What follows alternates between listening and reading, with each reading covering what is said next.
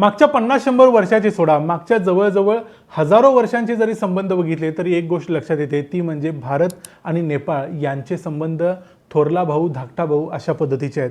पण मागच्या महिन्याभरापासून म्हणजे बालेन शाह 27 मार्च 2026ला ज्यावेळेला त्यांनी पंतप्रधानपदाची शपथ घेतली तेव्हापासून बघितलं तर महिन्याभरात या माणसानं काही चांगले निर्णय जरी घेतले असले तरी त्या माणसानं भारताला आपल्यापासून दूर करायचं काम केलं. तो एकाच वेळेला अमेरिका आणि चीन या दोघांच्या देखील गळ्यात जाऊन पडायचा प्रयत्न करतोय हे देखील स्पष्ट लक्षात येते. त्यामध्ये त्यांनी काही असे निर्णय घेतले की त्यांनी भारतीय नंबर प्लेटच्या वाहनांना नेपाळमध्ये बंदी घातली.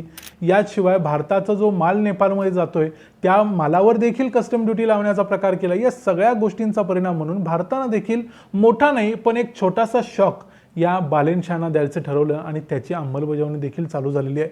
भारतानं देखील नेपाळमधल्या वाहनांना भारतात पेट्रोल मिळणार नाही असं सांगितलंय.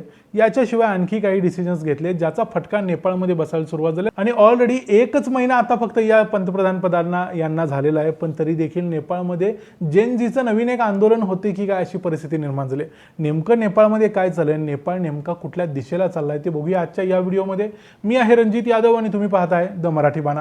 27 मार्च 2026ला बालेन शाह यांनी नेपाळच्या पंतप्रधान पदाची शपथ घेतली आणि त्यानंतर त्यांनी काही चांगले डिसिजन्स घेतले ज्यामध्ये नेपाळमधल्या सगळ्या सरकारी दवाखान्यामध्ये काही लोकांना म्हणजे गरिबांना कंपल्सरीली बेड दिले पाहिजे, त्याचा डेटा अपलोड केला पाहिजे, डेटा मेंटेन केला पाहिजे वगैरे वगैरे. त्याच्याशिवाय त्यांनी शाळांमध्ये देखील सगळ्या प्रायव्हेट शाळांमध्ये देखील अशा प्रकारचे निर्णय घेतले की लोकांना जास्तीत जास्त गरीब लोकांना तिथं शाळेमध्ये जाण्याची संधी मिळेल.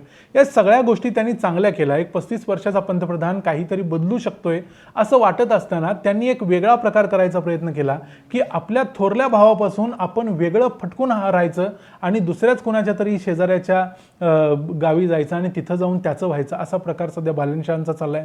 आणि त्यामुळे त्यांनी नेपाळमध्ये जो काही भ्रष्टाचार होतोय किंवा इतर काही गोष्टी घुसतात या सगळ्यांच्यावरती बंधनं घालण्यासाठी भारतीय मालावरती त्यांनी बंधनं घातली. भारतीय मालावरती कस्टम ड्युटी लावली.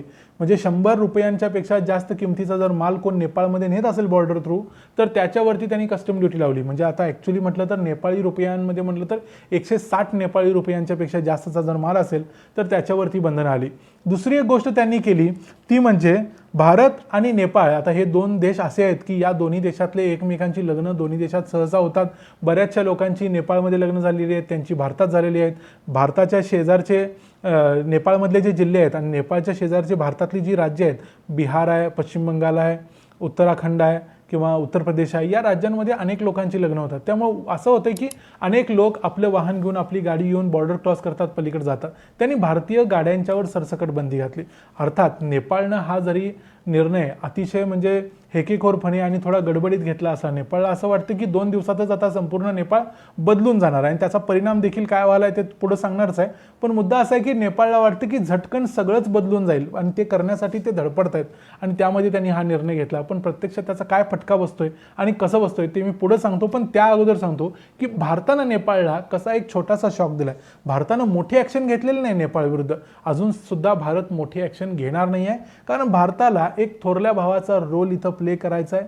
नेपाळला सांभाळून घ्यायचं आहे. आपल्याला माहिती आहे की नेपाळ गाव भटकून येईल आणि शेवटी त्याला आलं तर भारतापाशीच पाहिजे कारण नेपाळकडे तेवढे जास्त ऑप्शन्स नाही आहेत.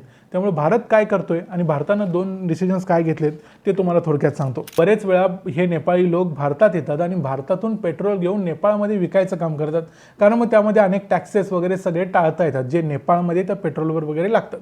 या सगळ्यावरती जर बंधनं आणायची असतील तर भारतानं सांगितलं इथून पुढं नेपाळच्या कुठल्याही नंबर प्लेट असलेल्या वाहनाला भारतामध्ये पेट्रोल मिळणार नाही, डिझेल मिळणार नाही. अर्थात उत्तर प्रदेश, बिहार या राज्यांच्यामध्ये याची अंमलबजावणी देखील चालू झालेली आहे आणि याचा फटका आता नेपाळला जाणवायला सुरुवात झालेली आहे कारण याच्यामुळे नेपाळमधल्या लाखो लोकांना याचा डायरेक्ट फटका बसतो. दुसरी एक गोष्ट भारतानं केली ती म्हणजे नेपाळमधून ज्या गोष्टी भारतात एक्सपोर्ट होतात त्या गोष्टींवरती आपण जास्त बंधनं लादत नव्हतो, त्याची खूप टेस्टिंग वगैरे करत नव्हतो. आपलं असं होतं की आपल्याच घरच्या सदस्यानं काहीतरी आपल्याकडे पाठवले, ठीक आहे, त्याला मदत म्हणून त्याला सपोर्ट केला पाहिजे आणि त्या आपल्याकडे घेतल्या पाहिजेत. कारण भारत आणि नेपाळमधला जो व्यापार आहे तो मोठ्या प्रमाणावरती इंडिया डॉमिनेटेड व्यापार आहे, त्यामुळं त्यांच्याकडून ज्या गोष्टी येतात त्याच्यावरती बंधनं नव्हती. पण आता नेपाळकडून येणारा जो चहा आहे त्या चहाची लॅब टेस्टिंग करून तो लॅब टेस्टिंगमध्ये जर आपल्या नियमामध्ये बसत असेल तरच त्याची एक्सपोर्ट घ्यावी असं सध्या भारतानं सांगितलं. याचा फटका नेपाळमधल्या हजारो लोकांना बसणार आहे, ज्यांचे नेपाळमध्ये चहाचे मळे आहेत, या एक्सपोर्टर्सना बसणार आहे आणि त्याचा परिणाम बालेनशाहना लवकरच दिसायला लागेल. नेपाळच्या पंतप्रधानांना असं वाटायचं की चटकन काहीतरी निर्णय घेतला की सगळं काही बदलून जाईल वगैरे वगैरे, पण प्रत्यक्षात तशा गोष्टी होत नाहीत. कारण त्यांनी जे नवीन मंत्रिमंडळ केलं ज्यामध्ये 12-13 लोकांना मंत्री केलं, पण प्रत्यक्षात या मंत्र्यांच्यापैकी 2 जणांनी ऑलरेडी राजीनामा दिला 1 महिना व्हायच्या अगोदर. त्यातले एक त्यांचे मिनिस्टर होते दीपक कुमार शहा, त्यांनी स्वतःच्या बायकोला एका चांगल्या लाभाच्या पदावरती बसवलं, त्याच्यावरती दंगा झाला, लगेच त्यांना राजीनामा द्यावा लागला. बालेनशाहनी त्यांचा राजीनामा घेतला. दुसरा सुदान गुरुंग जो या जेनझी आंदोलनाचा चेहरा होता, या सुदान गुरुंगला होम मिनिस्टर केलेलं होतं. त्या सुदान गुरुंगनं मागच्या काही दिवसामध्ये तिथल्या काही बिझनेसमॅन लोकांना मदत केली आहे, त्यांच्यासाठी लॉबिंग केलं वगैरे वगैरे आरोप त्यांच्यावर आहेत आणि त्यामुळं या सुदान गुरुंगला देखील आपल्या मंत्रिपदाचा राजीनामा द्यायला लागलाय. थोडक्यात झालंय असं की जेनझीला आंदोलन करायला मजा येते आणि आंदोलन करायला मजा येते म्हणून हे आंदोलनच करत राहायचं आहे त्यांना सत्तेवरती बसून खरोखर जबाबदारी आपल्या हातात घेऊन देशाचा चेहरा मोहरा बदलणं म्हणजे काय असतं या गोष्टीची जबाबदारी नाही आहे. त्यांना जबाबदारी न घेता फक्त आंदोलन करून हिरो व्हायचं आहे आणि याचाच प्रयत्न ते करतायत असं एकूण ज्या पद्धतीनं आता नेपाळ चाललाय ते बघून वाटतंय. नेपाळ हा भारताचा स्पेशल पार्टनर आहे, त्यामुळे जेव्हा बालेनशाह निवडून आले त्यावेळी देखील भारताच्या पंतप्रधानांनी त्यांचं अभिनंदन केलं, त्यांना सांगितलं की तुम्ही भारतात या, तुमचं स्वागत आहे वगैरे वगैरे. पण ते भारतात आले नाहीत ते सोडून द्या. दुसरी गोष्ट जनरली असं असते की नेपाळमधला जो भारताचा राजदूत असतो तो सगळ्यात जास्त महत्त्वाचा असतो आणि त्याला स्पेशली ट्रीट केलं जातं.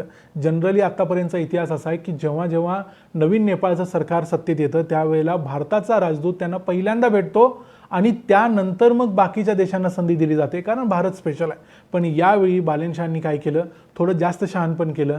त्यांनी भारत, पाकिस्तान, चीन आणि US वगैरे, साऊथ कोरिया या सगळ्या देशांच्या जवळ 17 देशांच्या अँबॅसेडर्सना एकदम बोलवलं आणि त्यांची एक मीटिंग घेतली. म्हणजे थोडक्यात त्यांनी हे सांगायचा प्रयत्न केला की आमच्यासाठी भारत स्पेशल नाही, आमच्यासाठी सगळे सारखे आहेत. पण प्रत्यक्षात सगळे सारखे असले तरी सगळे मदतीला येणार नाहीत. भारत एकटाच मदतीला येऊ शकतो, पण हे कळायला बालेनशाह यांना त्या खुर्चीवरती थोडा वेळ बसायला लागेल. जोपर्यंत त्या खुर्चीवरती ते बसतील त्यानंतर त्यांना हळूहळू समजायला लागेल की भारताचं रिलेशन आणि भारत हा नेपाळसाठी काय. पण ते कळेपर्यंत हे रिलेशन एवढं वाईट व्हायला नको की भारतानं मोठ्या प्रमाणावरती त्यांच्यावर बंधनं घालावीत आणि जेणेकरून नेपाळ पूर्णपणे उद्ध्वस्त व्हावा. तशी गोष्ट व्हायला नको असेल तर नेपाळच्या पंतप्रधानांनी लवकरात लवकर त्यांचं जे परराष्ट्र धोरण आहे ते बदललं पाहिजे आणि त्यामध्ये भारताला स्थान दिलं पाहिजे असं आम्हाला वाटतं. या संपूर्ण प्रकरणाबद्दल तुमचं काय मत आहे ते आम्हाला कमेंट्समध्ये जरूर सांगा. व्हिडिओ आवडला असेल तर व्हिडिओला लाईक करा, चॅनलला सबस्क्राईब करा. पुन्हा भेटू पुढच्या व्हिडिओमध्ये. तोपर्यंत पाहत राहा द मराठी बाणा. जय हिंद, जय महाराष्ट्र.